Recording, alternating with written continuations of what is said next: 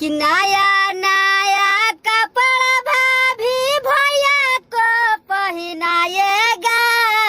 हो नया नया कपड़ा भाभी भैया को पहनाएगा। अबेनिया डोला के भाभी भैया को खिलाएगा। हो बेनिया डोला के भाभी भैया को खिलाएगा। कि करली हाय जी भाभी भरा मांग से नूरावा।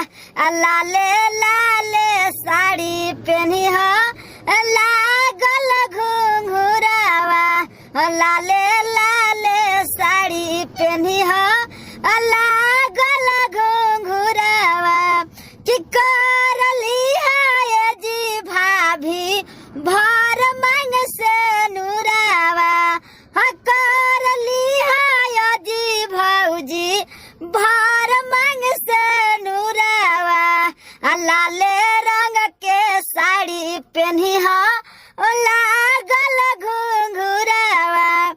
पति देव के सेवा कर में तनिक ना लाजाएगा। हसबैंड के सेवा कर में तनिक ना लाजाएगा।